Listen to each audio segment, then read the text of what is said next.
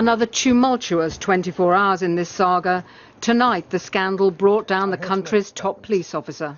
I have this afternoon informed the Palace, Home Secretary and the Mayor of my intention to resign as Commissioner of the Metropolitan Police Service. The scandal had gone right to the heart of Sir Paul Stevenson's office.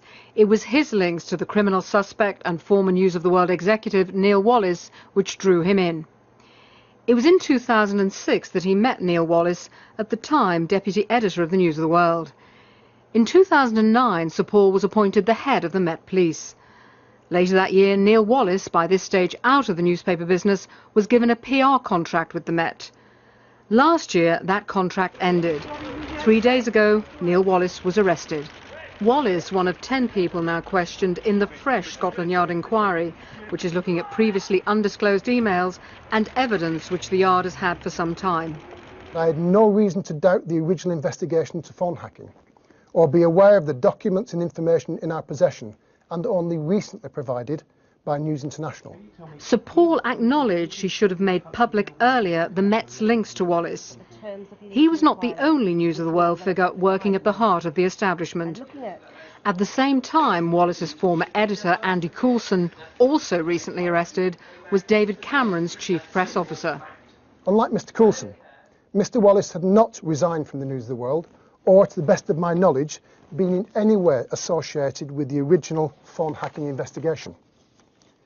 Secondly, once Mr. Wallis's name did become associated with Operation Weeting, I did not want to compromise the Prime Minister in any way by revealing or discussing a potential suspect who clearly had a close relationship with Mr. Coulson. The resignation has taken ministers by surprise. The Home Secretary, Theresa May, is making a common statement on the Met tomorrow. Sir Paul has led the force through difficult times, and although current circumstances show that there are still serious issues to be addressed, I believe that the force is operationally stronger today now than it was when he took over.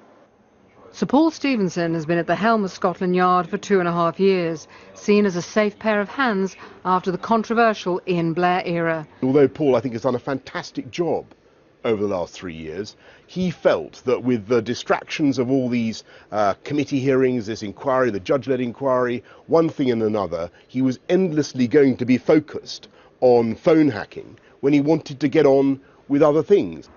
Next year, he'd been due to lead the force's biggest policing challenge when London stages the Olympics. As Commissioner, I carry ultimate responsibility for the position we find ourselves in. With hindsight, I wish we had judged some matters involved in this affair differently.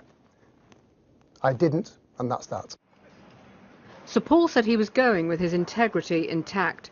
He'll stay in post as the search begins for his successor, the person who will take on the most high-profile and difficult job in policing.